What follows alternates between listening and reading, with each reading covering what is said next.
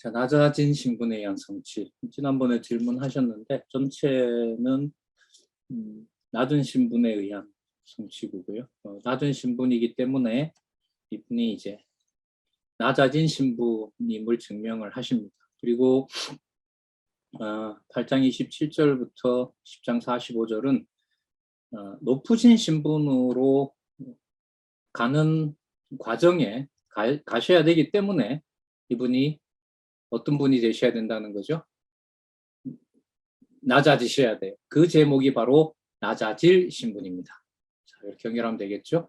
그러니까 이걸 시간을 뛰어넘어서 낮은 신분, 이거는 뭐 과거인지 현재인지 미래인지 드러나 있지 않죠. 이런 표현은. 그래서 낮은 신분. 자, 왜 어떤 의미에서 낮은 신분이냐? 높으신 신분이 이 땅에 오신 그 사건이 낮아진 신분이다. 그러므로 그분이 높은 신분이 되기 위해서 이분은 어떻게 되셔야 된다? 낮아지셔야 된다. 그래서 앞으로 예수님께서 당신이 낮아질 것을. 그래서 8장 21절부터 10장 45절은요. 어디와 더 관계가 있냐면 제3절 무슨 신분하고 관계가 될까요? 높은 신분하고 연결고리가 돼요.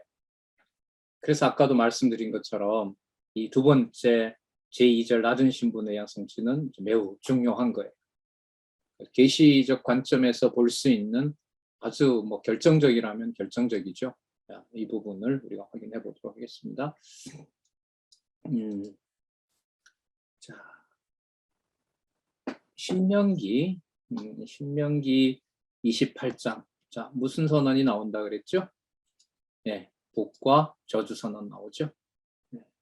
그러니까 여기서 말하는 복은 하나님이 약속하신, 물론 3대 언약의 기초를 둬요. 하지만 여기서는 율법에서 하나님이 약속하셨던 복, 그리고 저주는 율법에서 약속하셨던 저주, 그걸 여호와께서 다 이루신다는 거죠. 그래서 이 신명기 강론에 가면 나오잖아요. 저주는 출애굽기 20장 5절 맞죠? 그리고 복은 천대까지 이른다는 20장 6절. 그리고 이게 전체적으로 이루어지는 내용은 어디 가서 나오죠?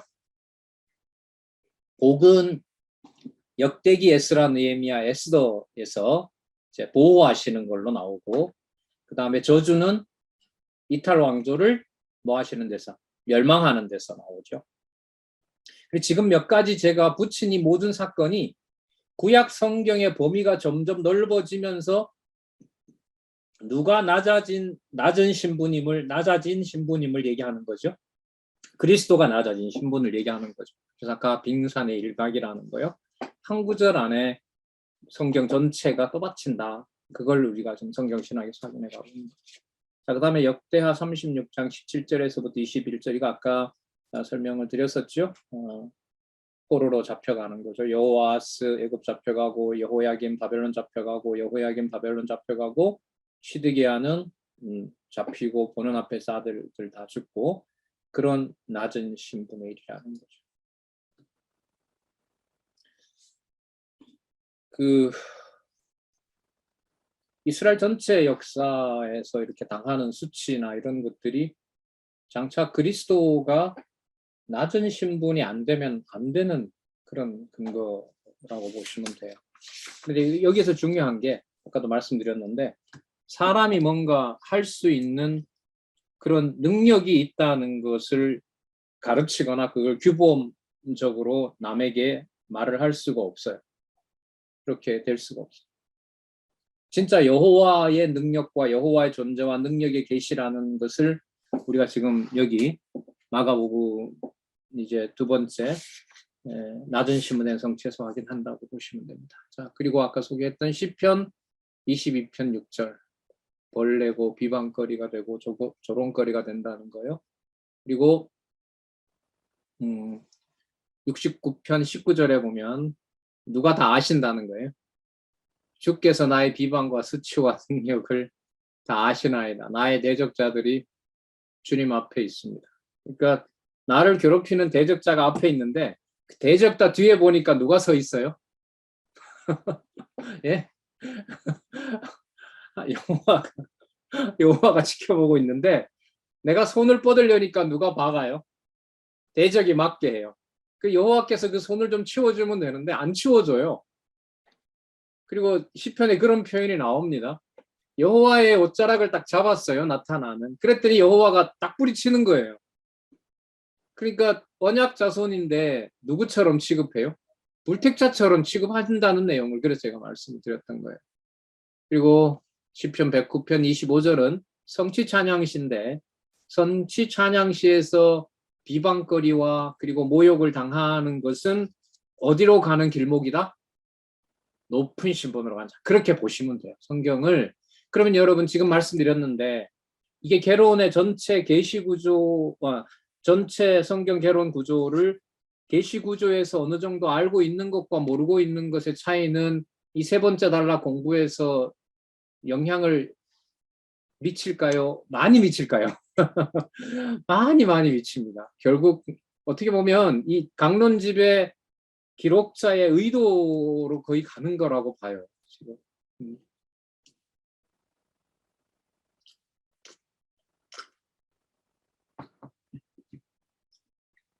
자, 볼게요. 이사야 49장 7절 아까 읽었었죠? 이사야 49장 7절과 이사야 53장 3절은 이게 다 이방원 고레스와 관련이 돼요. 그러니까 고레스를 하나님께서 유대인의 혈통에서 벗어나게 해서 왕을 부르는데 그러니까 이방인처럼 취급당하는데 알고 보니까 그가 누구인 거예요? 선지자 왕 제사장인 거죠. 그러니까 누구도 고개를 절레절레 흔들어야 되냐면 이방인들도 고개를 절레절레 흔들어야 돼요. 그거 예로 들어드릴까요? 예루살렘 성전이 멸망할 때 선지서에 보면 이방인들이 지나가면서 뭐라고 해요? 아, 잘 망했다. 그런 표현이 나오잖아요. 아, 잘 망했다. 그런 모욕을 당해야 되는 거죠. 그리스도가. 자, 그 다음에 배척당하는 사실 가르치신 거 한번 볼게요. 자,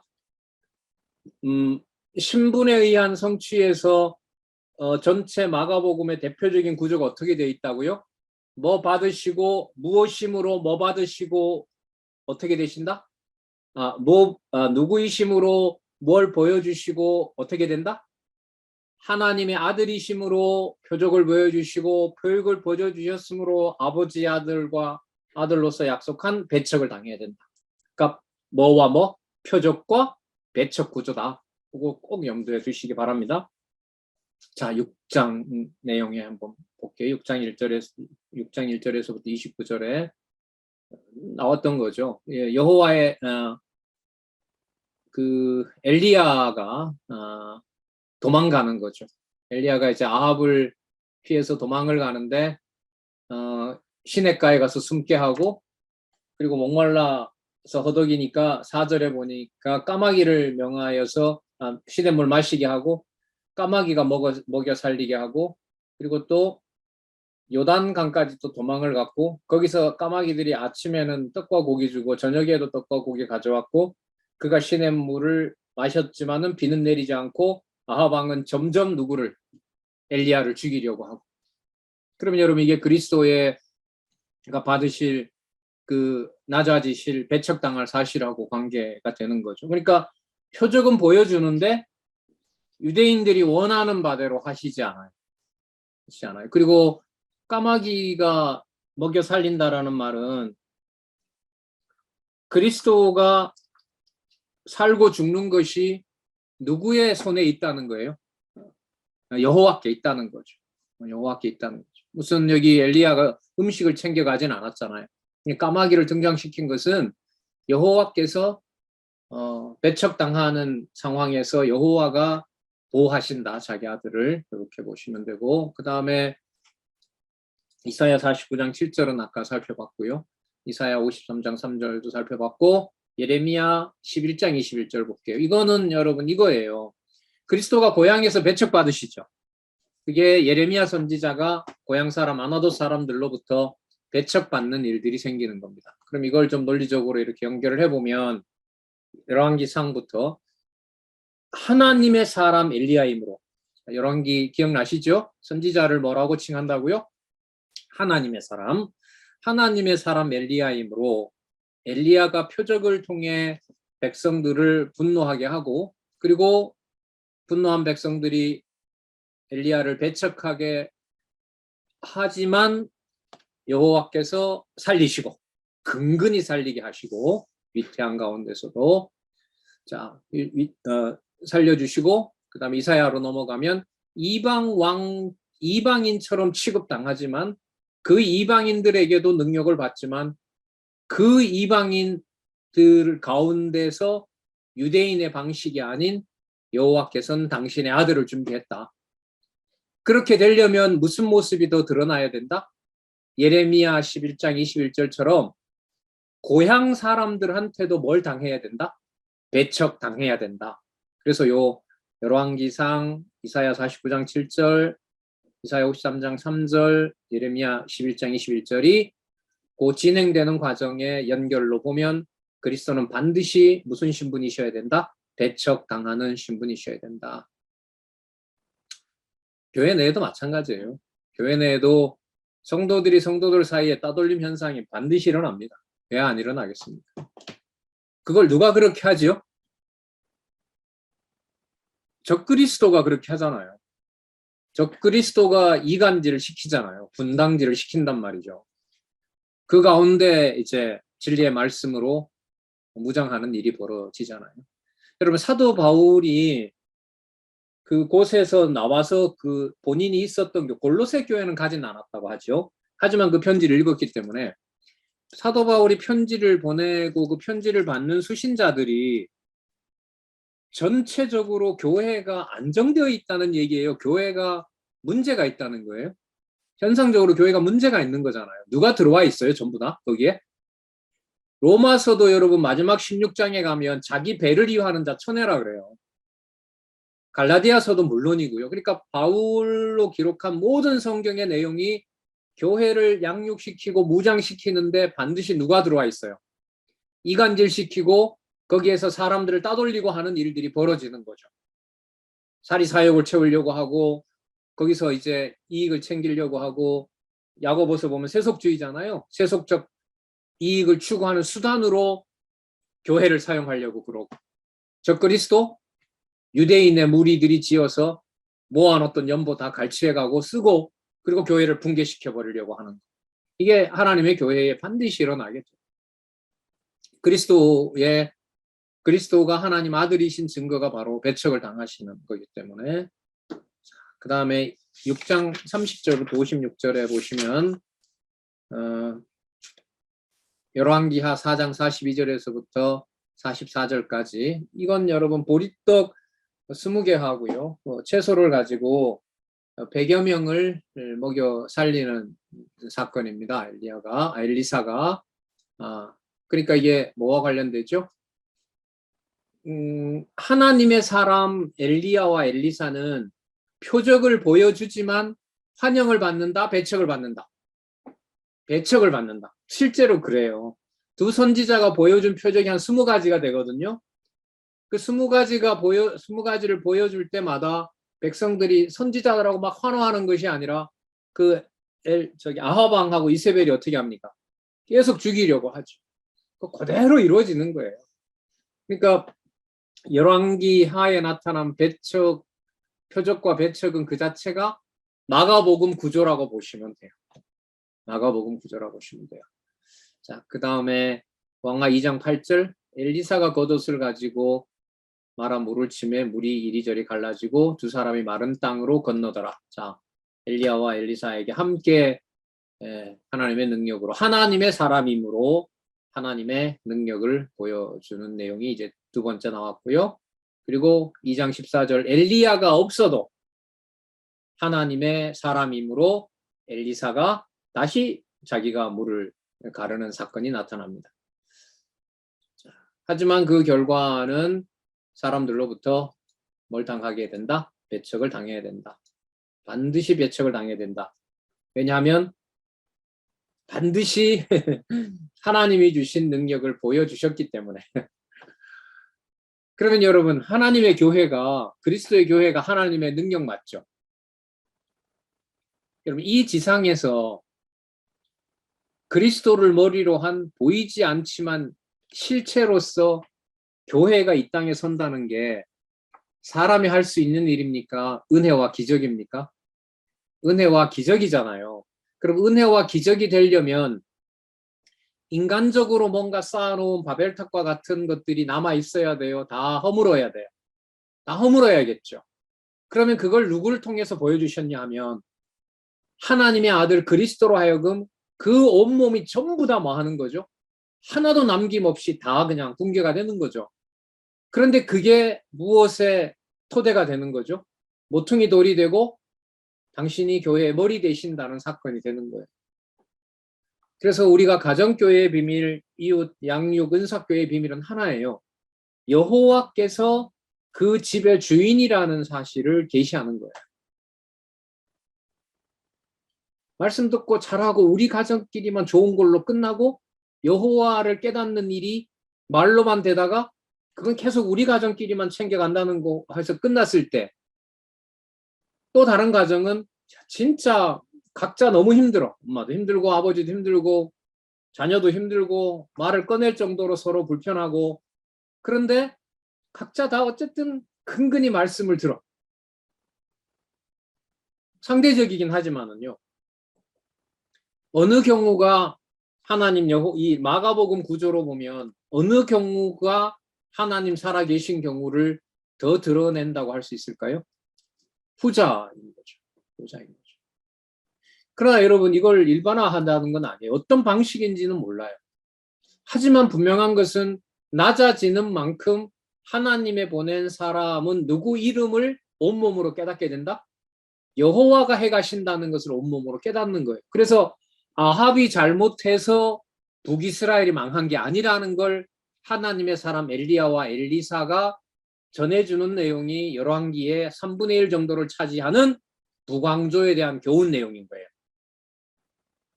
여러분 그 엘리야 엘리사 사건이 없어도 북왕조 멸망하는 거 이해하는데 전혀 문제가 없습니다.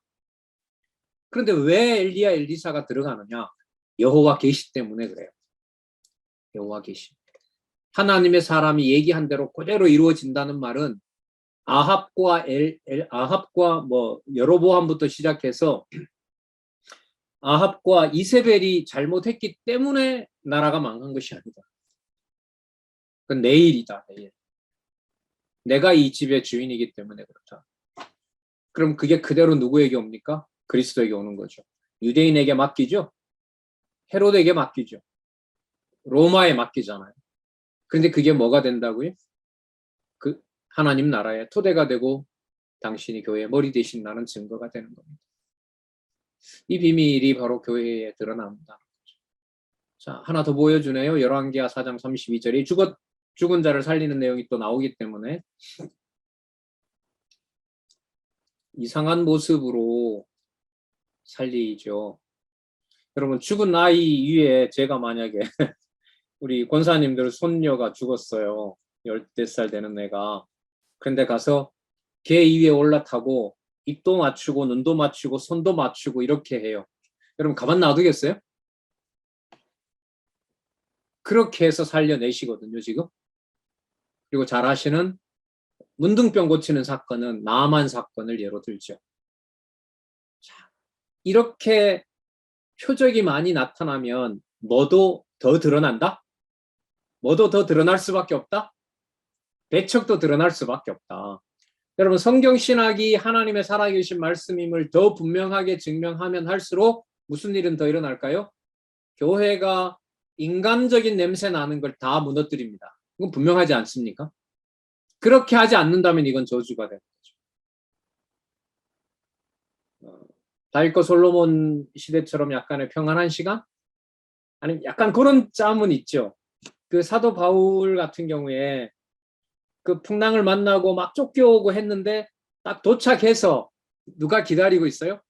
동력자들이 기다리고 있는 며칠 동안. 그때가 진짜 충전하는 시간이겠죠. 충전하는 시간이겠죠. 그 여러분 세계에서 보면 그 카자흐스탄이 카자흐스탄이 종교적으로 약간 자유롭대요. 그래서 아프리카, 유럽 여기에 있던 선교사들이 중국에 있는 선교사들이 여름에 이제 한 달 정도 좀 2달 정도 결집해서 휴가도 보내고 말씀도 다시 재충전하고 하는 일이 주로 어디에서 일어나냐면 카자흐스탄에서 많이 일어난대요. 거기에 이제 그 모여 든다고 해요. 여름이 되면. 그래서 거기서 이제 한 2달 충전하고 그다음에 또 각지 사역지로 그렇게 간다고 해요. 가서는 무슨 일이 벌어지는 줄 모르잖아요. 네. 그래서 저희들에게 주는 그 평안하는 기간이라는 것은 그 평안은 진리로 함께하는 그 코이노니아 교제 그 시간 우리로 말하면 뭐 총회라든지 정기적인 세미나라든지 뭐 그 포럼이라든지 그걸 통해서 전체적으로 잠시 손 놓고 뭐 지금은 1박 2일밖에 못하지만 할 수 있으면 길면 길수록 좋죠. 그래서 거기서 말씀 확인하고 공부했던 거 얘기하고 다시 하나님께서 각지로 보내는데 가면 이제 버림당하기도 하고 배척당하기도 하고 이제 개인적으로 혹은 또 여러 상황에서 또 그런 일들이 벌어지겠죠. 자, 그래서 연결이 됩니다. 표적이 이렇게 많이 나타났으므로 한쪽 가로 2번, 한쪽 가로 2번. 뭐가 생길 수밖에 없다? 버림당할 수밖에 없다. 자, 연결되시죠? 자, 그러면 한번 볼까요? 어느 정도로? 자, 시편 22편 6절. 아까 시편 69편 19절은 좀 충격이었죠? 주께서 다 아시는데 대적자들한테 맡기고 여호와는 뒤에 서 있고. 시편 100편 25절. 비방거리가 되고 너무 수치스러우니까 어우 저 정도냐라고 할 정도로 절레절레 소름을 흔드는 겁니다. 그리고 이사야 49장 7절, 이사야 53장 3절. 자, 여기 구조는 이게 49장과 53장이면 때리는 데 들어갑니까? 싸매미에 들어갑니까? 싸매심에 들어가죠. 그러면 버림당하는 이 과정이 뭐하고 관계된다? 뒤에 높은 신분하고 관계되는 구절로 보면 된다. 그렇게 보면 되죠. 정확하죠.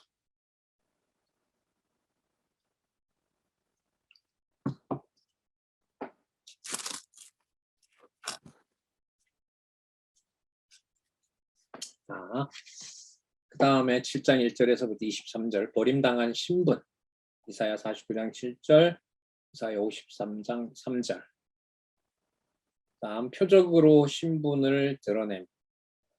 자, 10장 24절부터 8장 26절 열왕기하 4장 42절에서부터 44절 보리떡 20개와 채소로 100명을 먹이신 사건. 자, 이거 7병이요 5병이요 7병이요 사건을 얘기해 주는 거고요.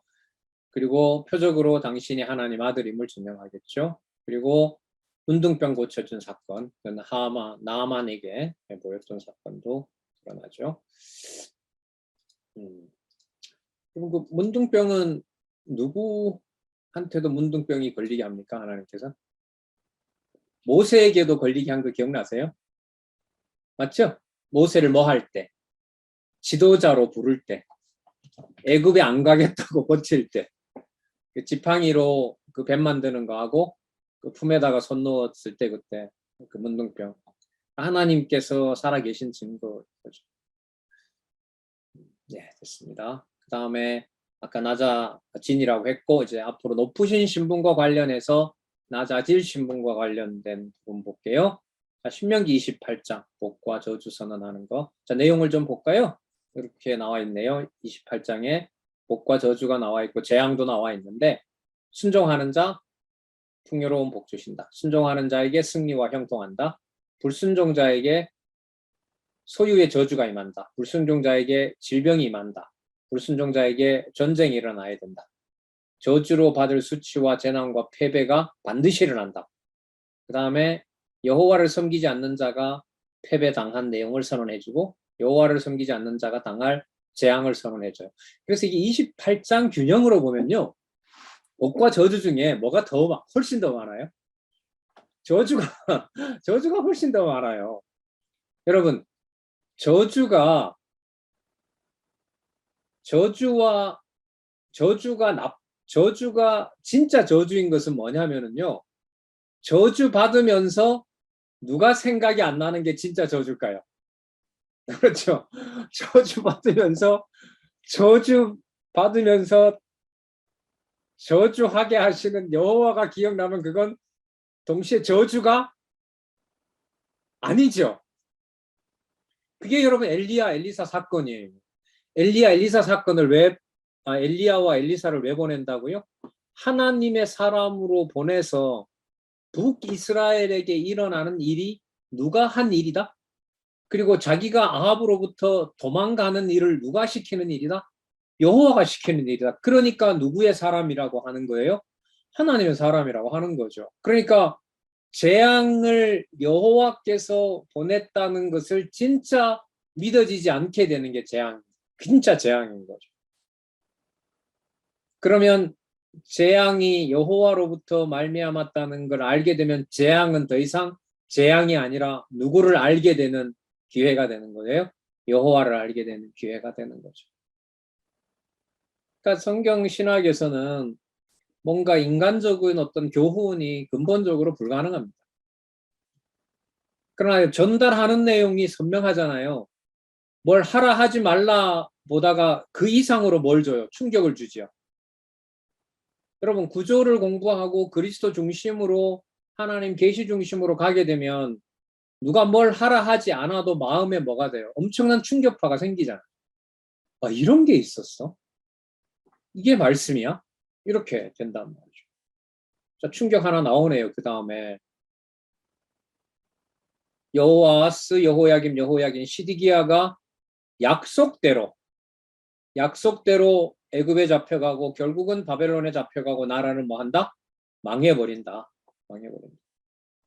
그리고 많이 나왔네요. 시편 22편 6절, 시편 69편 19절, 시편 109편 25절. 그 다음 이사야 49장 7절, 이사야 53장 3절.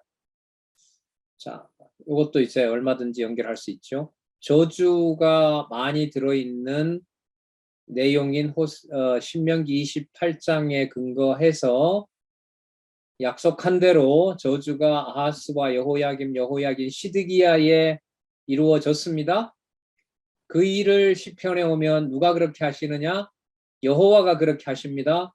여호와가 바벨론에게 맡긴 겁니다. 그 이유는 어디에 있냐 하면 여호와가 세우시는 고레스와 같은 메시아는 반드시 여호와의 이름을 무슨 상황에서 부르게 됩니다? 버림받은 배척 상황에서 여호와의 이름을 불러야 되기 때문에 그렇습니다. 그럼 이 내용이 마가복음 내용에 그대로 어떻게 됩니까? 순서대로 그대로 이제 따라가면 돼요. 따라가시면 돼요.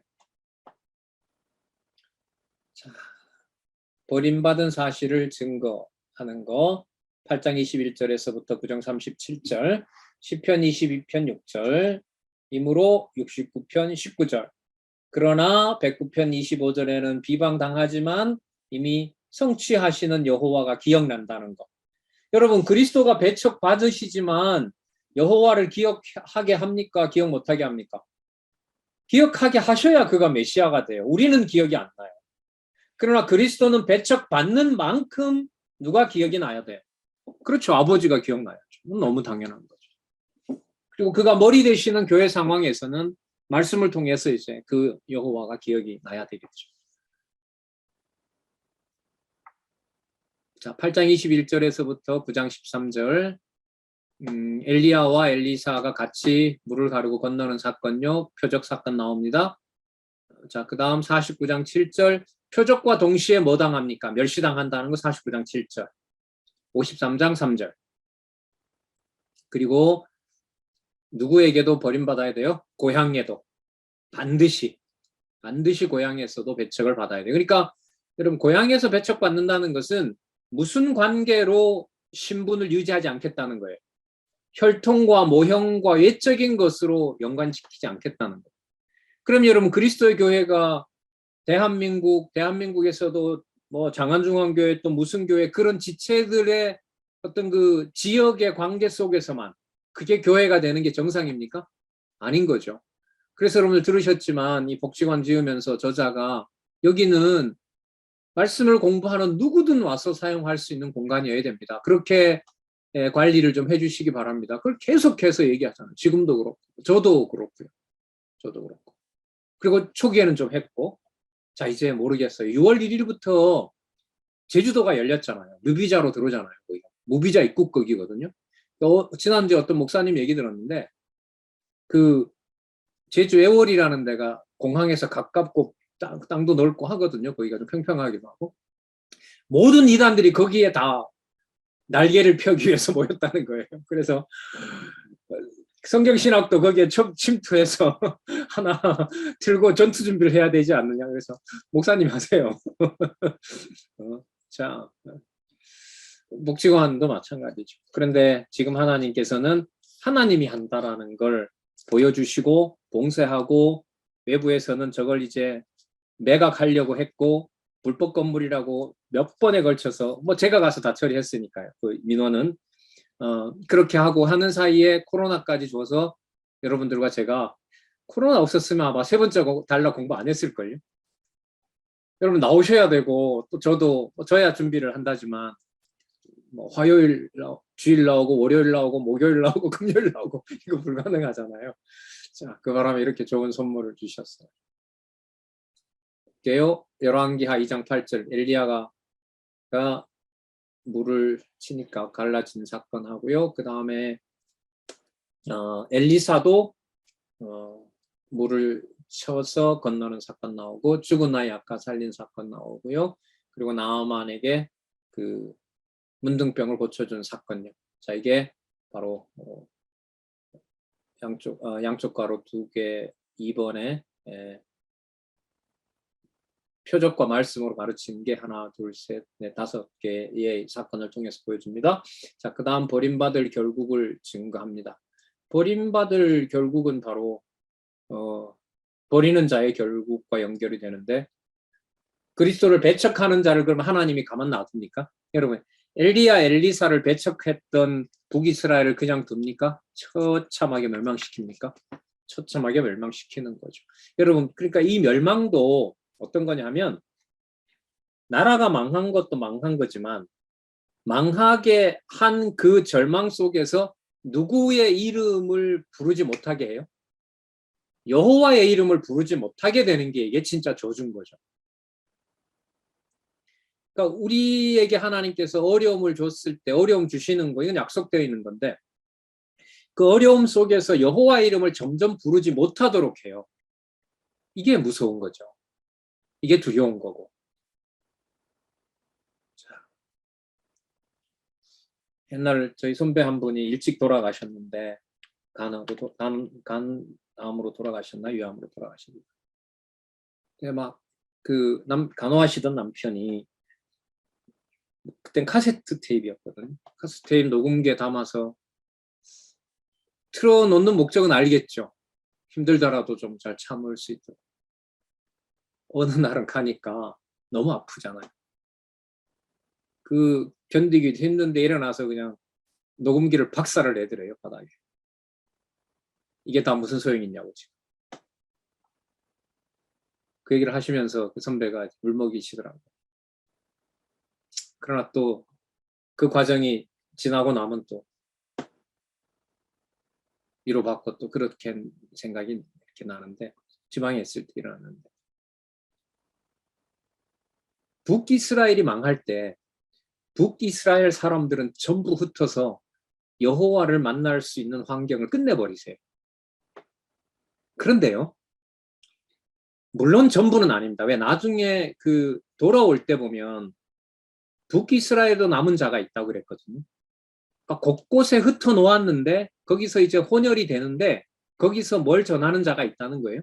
여호와를 기억나게 하는 자가 있다는 거예요. 귀환할 때 보면 그 자들이 몇 명 나오고 그 소수가 나오거든요. 그런데 여러분 남쪽 유다는 세트로 망하면서도 계속 누구를 보내요? 선지자를 계속 보내줘요. 그럼 여러분 이게 교회를 양육시킨다, 무장시킨다가 무슨 사건인지 우리가 들으잖아요.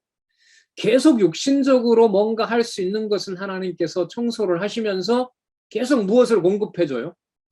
말씀을 공급해 주시는 거죠. 그게 여러분 말씀운동 40년 역사예요.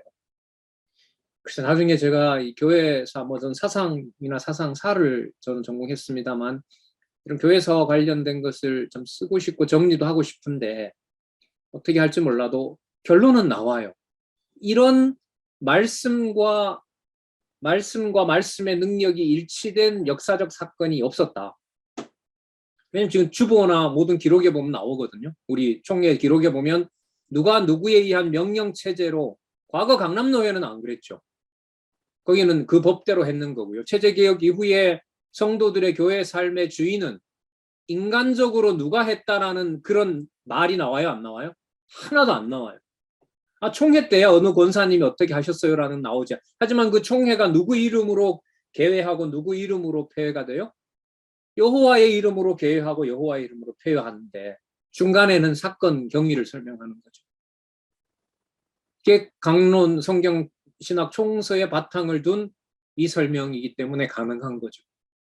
여러분, 이게 전체 말씀 운동의 역사만 그럴까요? 아니면 여호와 계시 관점에서 봤을 때 여러분들과 저의 가정교회에서부터 이 일이 성취되고 있는 걸까요? 여호와 계시 관점에서 여호와 계시를 목적으로 한다면 거기서도 증명되고 있는 거예요. 여기서 나의 좋고 유불리를 가지고 마가복음 이해가 될까요? 안 되죠. 될 수가 없어요. 여호와밖에 남는 게 없어요. 여기는 진짜 이 근거는, 자 보겠습니다. 10장 38절에서부터 45절 마지막인데요. 버림당하는 신분의 증거 볼게요. 시편 22편 6절, 시편 69편 19절, 비방과 수치, 능욕, 하나님은 지켜보고 계시고 대적자들은 나를 괴롭히고, 하지만 그게 아버지의 뜻인 줄 알고 무조건 따라야 되고, 그건 인간이 아무도 할 수가 없는 일이고, 그 하나님이 보여야 창세전 하나님의 작정하신 영원한 섭리가 보이게 된다는 거잖아요. 그리고 이사야 49장 7절, 이사야 53장 3절, 자, 살펴봤고요. 버리는 자의 결국, 이거는 버리는 자들이 어떤 일을 하냐 하면 49장 7절처럼 하는 거죠. 멸시당하고 미워하고 그다음에 권력을 동원해서 괴롭히고, 이사야 53장 3절, 그는 멸시를 받아 사람들에게 버림받았으며 강고를 많이 겪었으며 질고를 아는 자라. 마치 사람들이 그에게서 얼굴을 가리는 것 같이 멸시를 당하였고 우리도 그를 귀하게 여기지 않았다. 자, 이게 처음 나오는 구절인가요? 예레미야 17장 13절 읽어볼게요. 이스라엘의 소망이신 여호와여, 무릇 주를 버리는 자는 다 수치를 당할 것이라. 버리는 자의 결국입니다. 무릇 여호와를 떠나는 자는 흙의 기록이 되오리니 이는 생수의 근원이신 여호와를 버림이니이다. 그러면 여러분, 최고로 무서운 저주가 육신적으로 당하는 저주가 아니라 누구의 이름을 기억하지 못하도록 지워버리는 것, 여호와의 이름이 기억나지 못하도록 지워버리는 것. 그런 경우로 보면 우리는 너무 가까이 있잖아요. 하루 이틀 지나면 바로 무슨 시간이 있어요? 이제 스마트폰에 시간까지 알려주는 여호와 기억하게 하는 시간이 나오잖아요. 여호와 나오면 여호와께서로 들어가니까 모든 게 다 계시 중심으로 가게 되죠. 자, 스가랴가 나옵니다. 스가랴 13장 7절. 만군의 여호와가 말하노라. 칼아 깨어서 내 목자 내 짝대는 자를 치라. 목자를 치면 양이 흩어지려니와 작은 자들에게는 내가 내 손을 들이우리라. 이 참 말씀이 놀랍죠. 흩어지게 하는데 작은 자들 위에는 하나님이 뭘 베푼다는 거예요? 하나님의 손을 들이운다는 거예요. 그러니까 흩어져서 너무나 초췌한 모습이 됐는데 그게 바로 누가 살려주는 기회가 돼요? 만군의 여호와가 살리는 기회가 돼요. 여러분, 이렇게 보시면 돼요. 가룟 유다와 베드로가 둘 다 예수님 버린 거 맞죠? 맞죠? 근데 누구만 하나님의 손이 그 위에 드리워졌죠? 베드로만 드리워졌고 베드로가 회개하는 거죠. 그럼 마찬가지예요. 누구의 이름이 기억이 난다면 버리는 게 저주가 아니에요. 그렇게 보시면 돼요. 그런데 그렇게 하시는 방법이 오늘 구약 근거로 봤을 때, 구약 역사로 봤을 때 우리가 대충 견딜 만한 거예요? 절대로 견딜 수 없어요. 절대로 견딜 수가 없어요. 그래서 누구 이름이 생각날 수밖에 없어요. 여호와 이름이 생각날 수밖에 없어요. 그러니까 우리를 하나님 이렇게 무장시키면은 우리가 원하지 않는 방향으로 교회가 어려워지거나 힘들어지거나 우리들 내에서 어떤 내분이나 이런 게 더 생길 수가 있어요. 여러분, 우리 원로도 그렇고 저자이신 원로도 그렇고 여러분들도 그렇고 교회가 옛날에 광약교회까지 합하면서 연구원들 그때 5명이죠. 그 과학까지. 그렇게 모여서 연구비를 형제처럼 나누어 가지면서 딱 스타트했을 때 저자도 원로께서도 이제 뭔가 된다고 스타트업이 됐다고 생각하셨다잖아요. 저도 그렇고 형제처럼 동생처럼 알고 믿는 것 같고 총서 한 권씩 나올 때마다 나같이 기뻐하고 앞다투어 연구하고 세대별로 30대, 40대, 50대, 60대, 60대 이상 그렇게 쫙쫙 가르쳐서 분반 착착착 하고 우리도 그런 시절이 있었습니다. 여러분 그때 그렇게 부르게 한 분도 누구예요? 여호와시고 지금 이렇게 부르게 한 분도 여호와예요. 그래서 어느 누가 누구 때문에 이거는 말이 안 돼요. 그러나 여러분 이게 말로는 안 돼요. 뭐가 받쳐줘야 돼요? 기록한 말씀이 관절과 골수와 내리 속에 박혀줘야 돼요. 그래서 아까 말씀드렸잖아요. 강론집이 나올 때마다 따라갈 수 있게 한 경우와 그렇게 하지 않았을 때 몇 년 후의 결과가 어떻게 벌어지는지를 여러분들도 봤고 저도 겪었거든요. 10장 32절에서부터 45절요. 양쪽 가로 이지요. 양쪽 가로 이해가 볼게요. 이사야 49장 7절. 앞에 지나갔죠. 10장 32절에서부터 45절 양쪽 가로 1요. 2번 버려질 자의 결국. 자, 이사야 49장 7절. 이스라엘의 구속자 여기 살펴봤고요. 이사야 53장 3절도 살펴봤습니다. 그리고 여기 뭐가 나오죠? 요나서 나오죠. 요나서 사건. 요나서 사건에서 요나서 2장, 요장 2장 사건은 여호와께 요나가 기도한 후 물고기 배에서 물고기가 토해서 나오게 되는 그 사건이 여기에 나타나죠. 자,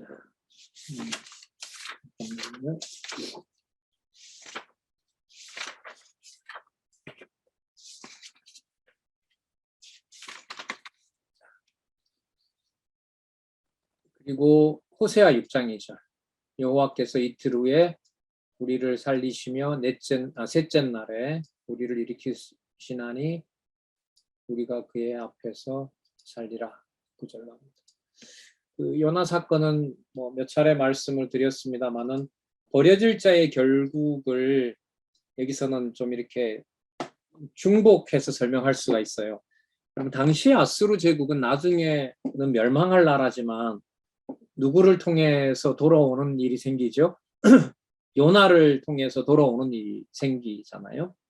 그렇죠? 그리고 요나 같은 경우에는 처음에 도망을 치잖아요. 그런데 나중에 누구의 명을 따를 수밖에 없게 하죠. 여호와의 명을 따를 수밖에 없어요. 그리고 하는 일이 니느웨가 회개하는 걸 요나는 원해요, 원하지 않아요? 원하지 않죠. 하지만 누구의 작정한 대로 결국이 됐어요?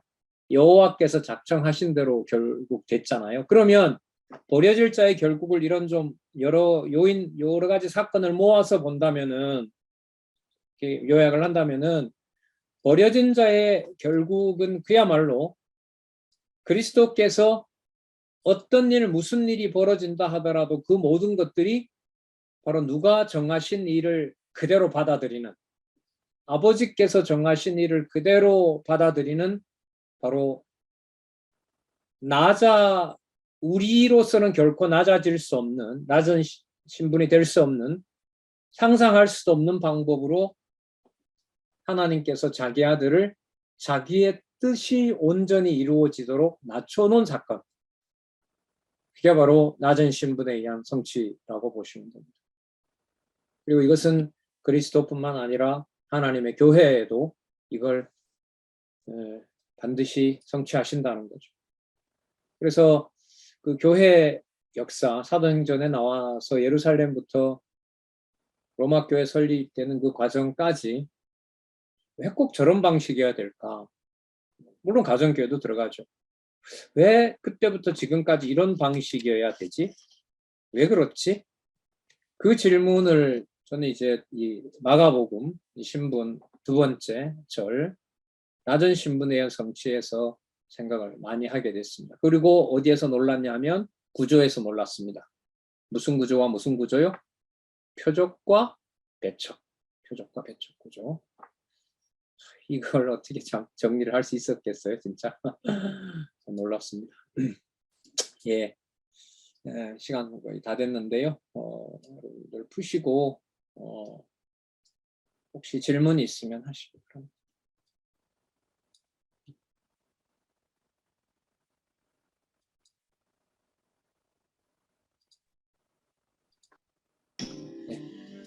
저는요, 부수적인 건데, 이게 본문에서는 이제 배척하고 버림을, 하는 자들이 본문에서는 그때 당시 그 사내들인 공회원이나,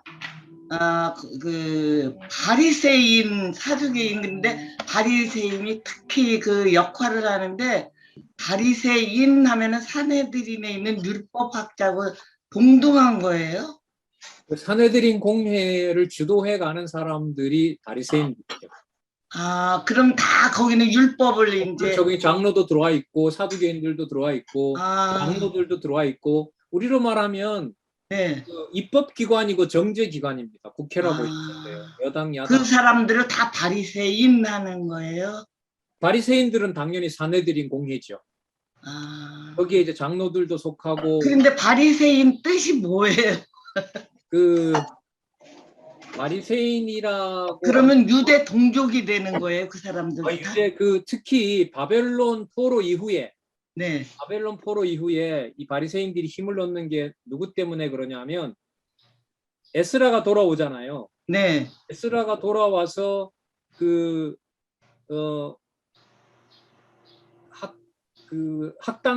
학당이 아니라 그 회당을 짓고 안식일 말고 교육기관을 세워요. 네. 그게 뭐냐 하면 회당이거든요. 그러니까 그 회당을 주도해 왔다고 역사적으로 그 전통을 누가 잇는다고 보냐 하면 그걸 바리새인들이 지켜요. 네. 그러니까 페르시아 지나서 헬라 제국 시대에 그 헬라 안티오코스 4세가 짓밟을 때도 그 시나고그 그 공회를 통해서 사내들인 공회를 통해서 말씀을 지속적으로 전했던 이 사람들의 그룹이 누구냐 하면 바리새인들이에요. 그러니까 수백 년 동안의 전통을 가지고 있는 거죠. 그리고 그 이름을 유대인 동족 중에서 강경파를 바리새인이라는 거예요? 다 강경파죠, 사실. 우리로 말하면 요즘 하는 말로 말하면 근본주의자들이에요. 근본주의자. 그러니까 타협의 여지가 없어요. 그런데 하나님께서는 그들이 율법의 주관자로 만들어놨는데 율법의 성취자로 온 그리스도를 뭐하게 하죠? 그들의 손에 의해서 배척당하게 한다는 거예요. 그러니까 단지 유대인에게 배척받는 것이 아니라 율법을 수백 년 동안 지켜왔다는 자들에게 예수님이 뭐 당하세요? 배척당해요. 그리고 율법을 지키면서 요나도 알고 있고 엘리야도 알고 있고 엘리사도 너무나 잘 알고 있는 바리새인들이 그 표적을 행하는 바로 그 당사자인 그리스도를 뭐 하는 거죠? 배척하고 버리고 죽이는 일이에요. 이런 것을 누가 상상을 했겠습니까? 그런데 이제 그 본문에서는 바리새인들이 부요를 누리고 물질을 누렸던 게 사내들인에서 세금을 받아서 그들이 썼던 거예요? 성전세를 관리하는 자들이 바로 그 바리새인들이죠. 그리고 그 바리새인들의 그 무리는 뭐하고 관계되어 있냐면 성전에 있는 제사장들 무리하고 한통속인 거죠. 네. 그리고 유대민족 이러면은 유대족 아니면 무슨 족이에요? 레위지파거든요. 아, 그러니까 성전 세다 모든 그 돈들이 어디로 들어가겠어요? 레위 지파로 들어가는 레위지파에 거예요. 들어가거나 그 사내들인 공회에 있는 바리새인들에게 가니까 그 사람들은 부를 누릴 수밖에 없죠. 그리고 또 하나는 좀 네. 저도 뭐 학교 가서 배웠지만은 그 당시에 유대인들이 부자인 사건을 유대인들은 하나님의 복이라고 여깁니다. 아, 그래서 부자는 하나님의 그 축복을 받은 거고요. 네. 축복을 받은 거고 그 가난한 자들은 하나님의 저주를 받았다고 생각을 해요. 네. 그렇기 때문에 물질적인 복을 가지고 있는 것을 가난한 자들도 그들을 미워하지 않습니다. 네. 몸에 병 걸렸잖아요. 문둥병 걸린 것은 하나님이 어떤 이유에서인지 몰라도 하나님이 내린 저주인 거예요. 네. 건강하고 돈 있고 예수님한테 보면 왜 그 부자인 바리새인이 찾아오잖아요. 네. 그죠? 네. 부자인 바리새인들이 찾아오는데 네. 그 부자가 정상적인 거예요. 그 부자가 와서 이런 대답하죠. 제가 율법 다 지켰습니다. 그 실제로 겉으로는 다 지킨 거겠죠. 그 사람 말로는. 근데 예수님이 재물 팔라 이러는데 그러니까 제3자가 봤을 때는 존경할 대상이죠. 그렇게 부자고 말씀도 잘 지키고 그래서 하나님이 복을 줘서 살아가는 사람들. 하지만 예수님이 봤을 때 뒤에서는 그 부가 어디에서 온 거예요? 성전세를 갈취해서 갖다 쌓아놓은 부인 거죠. 그것으로 부동산 사고 투자하고 그것으로 자기 사병 사고. 예수님 죽이려고 할 때 바리새인들의 사병이 있잖아요. 그 바리새인이라는 원래 뜻은 뭐냐면은요. 아까 에스더하고 관계가 있어요, 원사님. 분리하다 이런 뜻이에요. 그 분리하다라는 게 뭘 분리한 거냐면 그 안티오코스 에피파네스 그 시대에 다니엘에 나오는 대로 사두개인들 같은 경우에는 헬라의 왕을 따라갑니다. 그런데 바리새파들은 순교하면서까지 헬라파를 따라가지 않고 헬라 쪽으로 같이 붙지 않고 목숨을 걸고 자기네들은 율법 전통을 지켜요. 그러다 보니 예수님 오실 때까지 바리새인들이 어마어마한 힘을 가지고 있는 거죠. 예를 들면 우리나라에도 항일투쟁하고 공산당과 맞서도 싸우고 한 사람들 어디에다 묻어줍니까? 현충원에다 묻어주고 연금도 주고 하는 것처럼 그 사람들의 그런 힘을 온몸에 풍기는 자들이 누구냐 하면 바로 바리새인들이라고 보시면 됩니다. 그러니까 말 뜻은 분리된 자들. 근데 실제로 이 자들이 뭘 하냐면 교회를 분리시키죠. 그들이 바로 유대인의 회, 적그리스도의 본산이 바로 사내들인 공회로 갑니다. 그게 요한계시록에 나오는 유대인의 회, 곧 무슨 회라? 사단회회. 사단회. 그 본거지가 사내들인 공회입니다. 왜? 그 사내들인 공회에서 누구를 죽이자고 결의합니까? 예수님 죽이자고 결의하잖아요. 다메섹에 교회를 핍박하기 위해서 그 고소장을 사도 바울이 받잖아요. 그걸 누구한테 받아요? 사내들인 공회에서 받아가지고 하는 거예요. 너무 고맙습니다. 상상을 초월하는 기구죠. 그래서 교회 개혁론 보시면 이제 이 원로가 지적하는 게 한국의 총회나 종교 집단은 바리새인이다 이렇게 말하는 거예요. 그거 엄청난 비난입니다. 비판이고. 맞잖아요. 교회 재정권, 인사권, 행정권 누가 다 가지고 있어요? 당장이 가지고 있잖아요. 그래서 우리도 보면 그게 교회가 없어졌다고 해서 다시 우리 분리 측에서는 다시 당회 만들고 노회에 가입한 거예요. 근데 행정권, 인사권, 재정권 가운데 뭐가 가장 힘이 있을까요? 아까 유대인들이 바리새인들이 행사했던 거 어디에 있는 돈을 마음대로 쓸 수 있어요? 성전세, 성전에서 관리하는. 결국 한국 교회도 돈 문제 아닙니까? 그렇죠. 그렇죠. 우리도 하나님 이거 갖다 썼고 나버리면 그야말로 뭐 끝나는 거죠. 그래서 한 잠시 고맙습니다. 방학을 그리고 보고 저기 이제 적그리스도다 하는 거에 그 사두개인들이 그때 가서는 이제 역할을 하자 투쟁에서는 역할을 하는데 예. 그때 가서도 또 얘기를 해주셔요. 육신으로 오지 않았다는 자들은 적그리스도라고 그때 가서 또 얘기를 교회 하시는데 내에 예. 예수가 무슨 죽었느냐. 예수님 시체 갔다가 참 그거 했고 워낙 간절히 기다리다 보니까 무슨 형체처럼 온 거지. 예. 메시아는 이 땅에 안 왔다. 왜냐하면 뭐 소문이 벌써 파다했으니까요. 시체 갔다고 했기 때문에 사두개인이든 바리새인이든 교회 내에 들어와 있는 개종한 자들이든 간에 예수를 이 땅에 오신 분으로 믿지 않으면 그걸 적그리스도가 됩니다. 나사렛 예수를 부정하면 그게 바로 적그리스도가 되는 겁니다. 나사렛 예수만 믿자 이러게 되면 그거는 자유주의 신학이 되는 거고.